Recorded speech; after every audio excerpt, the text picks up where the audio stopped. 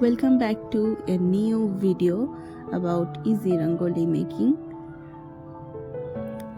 তো সেজন্য আমরা প্রথমেই নিয়ে নিয়েছিলাম একটা মিডিয়াম সাইজের ঢাকনা।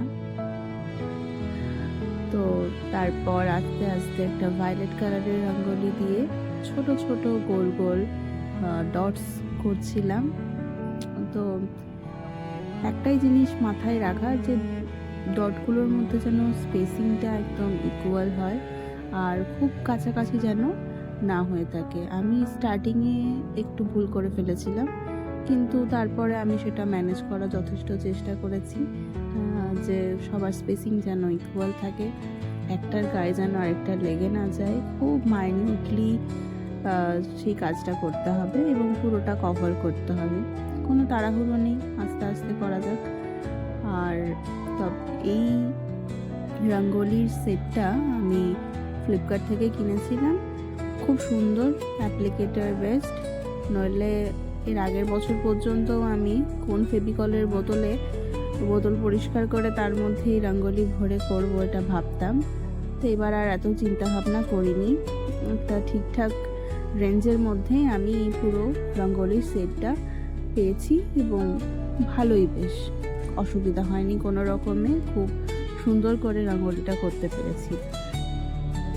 তো এরপর ঢাকনাটা সরিয়ে নিতে হবে।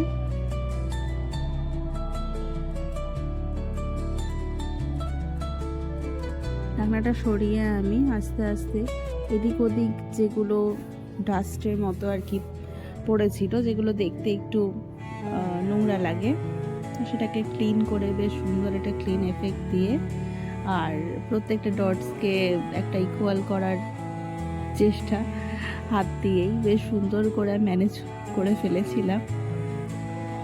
তো সেটা করে নিয়ে বেশ হালকা হালকা করে হাতে একটু সময় নিয়ে করলে যে কোনো কাজই খুব সুন্দরই হয়। পেশেন্স, যেগুলো দূর থেকে দেখলে অনেক ইজি মনে হয় যে এই তো শুধু একটা গোল, এতে আবার মানে কি আছে এমন, কিন্তু সত্যি ওই গোলটাকে গোল বানানোর জন্য যে একজন কত চেষ্টা করে সেটা প্র্যাকটিসের বিষয়। অবশ্যই প্র্যাকটিস না থাকলে আমার মতো এরকম ম্যানেজ দিতে হবে, কিছু করার নেই। তারপর যেহেতু প্রথমবারে আমার স্পেসের কথাটা একদম মাথায় ছিল না, সেকেন্ড টাইম এই ছোটো বাটিটা নিয়ে যখন আমি আবার সার্কেল করব বলে ঠিক করলাম, আমি প্রথমে এগুলোকে সোজাসুজি 4টে পয়েন্ট করে নিয়ে এরপর এর মিডিলে আবার দিয়ে ইকুয়াল স্পেস মেনটেন করে এই ফ্লাওয়ারের পেটালসগুলো করব বলে ইয়েলো কালারটা দিতে পেরেছি। তো ভাবলাম শুধু ইয়েলোটা দিলে ফাঁকা লাগছে, তাই এর মধ্যে একটু অন্য কালার দিতে হবে। কি কালার দেওয়া যায়, ইয়েলো বলতেই মাথায় তার পাশাপাশি রেডটা চলে আসে, তাই রেড ডটস দিয়ে এদের মিডিলে ফিল করে দেওয়া হয়েছে খুব সুন্দর করে। সত্যি এই রঙ্গোলির অ্যাপ্লিকেটারগুলো এত সুন্দর ছিল, কোনো অসুবিধা হয়নি ফিল করতে। কিন্তু এর মধ্যে আমি আবার একটা অনভ্যাসের ফল দেখা যাচ্ছে। কিছু করার নেই, বছরে তো একবারই রঙ্গোলি দিয়ে দেওয়া হয়, তাই না? তো কোনো ব্যাপার না, হালকা হাতে ওটাকে নিয়ে ম্যানেজ করে দেওয়া হয়েছে, কোনো অসুবিধাই হয়নি। তো এরপর সেই সুন্দর জিনিসটা, আমি এখানে একটা কাঠের সুন্দর ওই মশলার চামচগুলো নিয়েছিলাম। আমার খুব ভালো লাগে এই চামচটা, দেখতে খুবই কিউট, আর এটা দিয়ে খুব সুন্দর করে পেটালগুলো হয়ে যায়, যে কোনো চামচেই হয়ে যায়।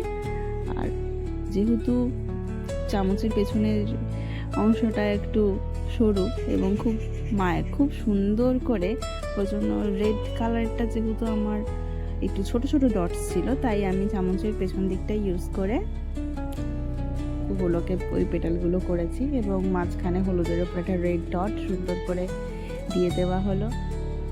মনে কিছুতেই সন্তুষ্টি আসে না, তো সেজন্য তারপরেও আবার রেডগুলো নিয়ে ঘাটাঘাটি, ভালোই লাগছিল। এইখানে সত্যিই ভালো লাগছিল, এই লাল হলুদের কম্বিনেশনটা খুবই গর্জাস একটা কম্বিনেশন। যে কোনো সময় ভালো লাগে, যে কোনোভাবে ভালো লাগে, যে কোনো অবস্থাতে ভালো লাগে। এত সুন্দর জুম ইন জুম আউট করে ভিডিও করে দিয়েছে আমাকে আমার ছোট্ট ধ্রুব, অসাধারণ। তারপরে মনে হলো এবার একটু অন্য কিছু ডিজাইন করা যাক, তাই আবার এরকম অরেঞ্জ কালারের ফুল আর তার সঙ্গে এই সবুজ পাতা।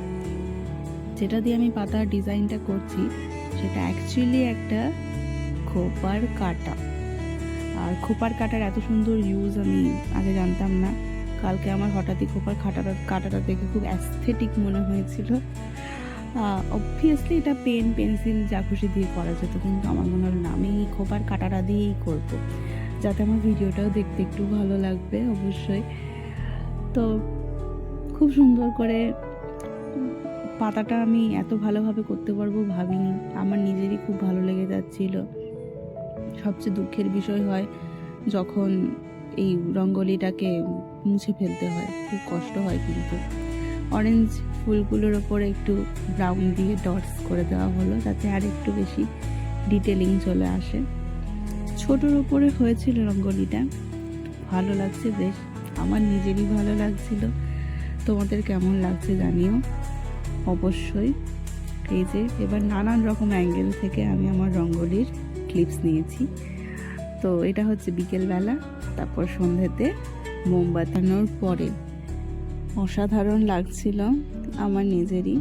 বিকেলবেলা আমি কিউট মা শ্যামাকে এঁকেছিলাম, তাই তাকেও এখানে রেখে দিয়েছি। তোমরা সবাই জানিও কেমন লাগে। সবাইকে শুভ দীপাবলির আন্তরিক প্রীতি, শুভেচ্ছা ও অভিনন্দন জানাই। Thank you.